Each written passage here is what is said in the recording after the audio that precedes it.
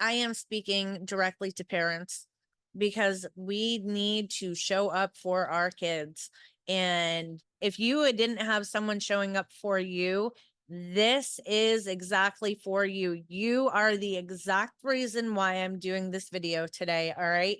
So I've got something for you to think about, like right off the bat. Let's just go for it. When you're having conversations with your kids, right?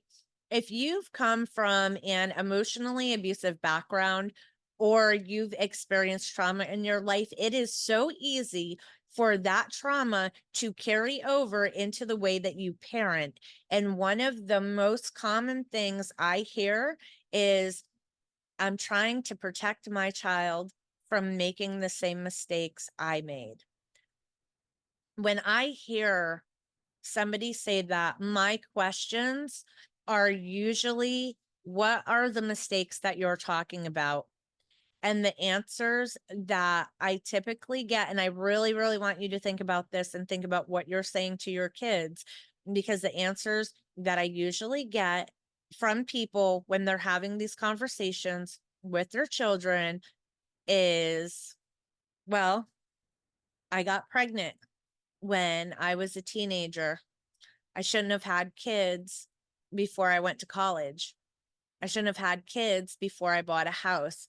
I should have had a stable job and better income before I had kids. I should have gotten married before I have kids. So a lot of the answers to my question of what are the mistakes you're talking about almost always revolve around having kids.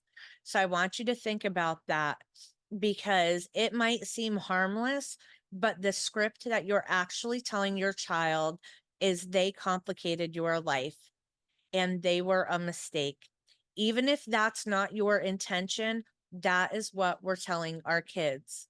And then we wonder why they keep secrets, why they don't want to talk to us, why they feel like a burden, because they have been enough of a burden, because you didn't get to buy your house. You didn't get to go to college before you had them. You didn't get to get married first. You got pregnant when you were really young. And they feel like it's their responsibility when all of those choices were made before they even got here, before they even showed up on this planet. All of those choices had already been made, but yet they feel responsible for those choices. Just for a second, I want you to think about how hurtful it was for you when you might have heard or found out that your brothers or sisters or cousins or friend down the road, your parents, whoever it was, were telling other people, don't hang out with her. She got pregnant when she was 16. Don't make the same mistake she made. And then you realize one day at some point that those people look at you and they say that you made a mistake. They're judging you. And what they're referring to is your child. That child that you love more than anything else in this world. They are looking and casting your child as a mistake. So, as a parent, please do not sit down with your child and tell them, I don't want you to make the same mistakes I made, and then talk about all the things you should have done before you had them, because they are here. And whatever you should have done, it doesn't matter. Don't gaslight them and tell them you're doing the best you can when you're not working on yourself. Because if you're having a conversation with your child about what a mistake they were, you haven't done the work. All right. So make sure that when you say, I'm doing the best I can, that you're actually doing the best you can do, and that you're just not going around venting about stuff, that make sure that you're actually doing what it takes to be a parent, and that you're actually doing the work that it takes to heal yourself so that you could be there for them. I know in my own journey, when I realized that people were saying, don't hang out with her, I don't want you to make the same mistakes she made, I didn't realize for well, probably 15 years, that when people were saying don't make the same mistakes she made, that they were actually referring to my children, and that people were seeing my children as mistakes.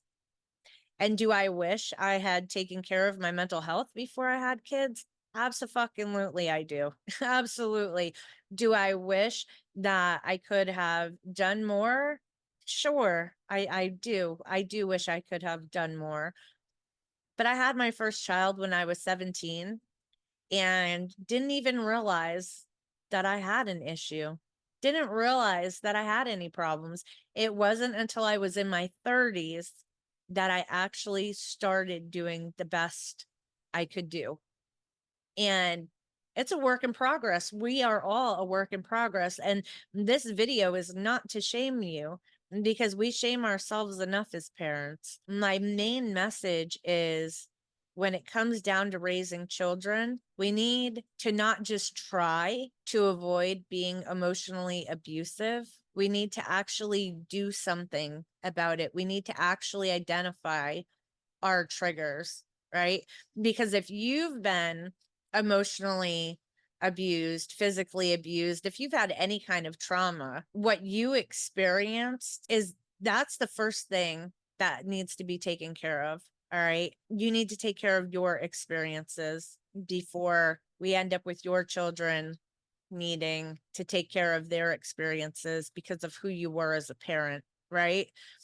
Take classes on how to parent, learn how to recognize your triggers, learn how to work through them, learn how to heal, so that your kids are not sitting in the same situation that you're sitting in right now. And I know it can be difficult, because I know our intention is to give them a better life, make sure things are better, do all these things. Your kids have no idea what your life was like.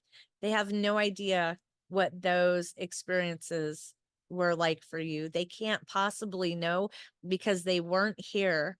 So when you find yourself saying things like, oh, you're lucky that this one's not your parent because they would have, well, that's a part of you that's not healed. And that's a whole nother video. I'm coming for you with that one. During the Child Abuse Awareness Month, which is April, it's going to be all about how we, as much as we want to be different, how we all show up with a different version of similar behaviors until we learn to work on ourselves.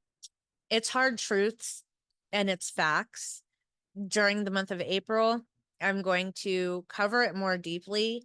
And I know it hurts. I know it hurt me as a parent when I realized, like, damn, I thought I was doing the best I could. And then I look back and I'm like, well, I didn't even realize I had a problem. Does that excuse it? Absolutely not. It does not excuse it. I know things cannot be different. So it doesn't do any good to wish that I could undo or redo or any of those things, because it doesn't change the experiences that have already been experienced. Right. So the only thing that we can do is, from this point forward, is actually do the freaking work. It might be painful. It might suck. It might take a long time. You're worth it. And more importantly, your children are worth it, and your grandchildren are worth it, and their children are worth it. Somebody has got to be the one to start healing. Somebody has got to be the one that takes that first step so that we can end these cycles of abuse. That's what I've got.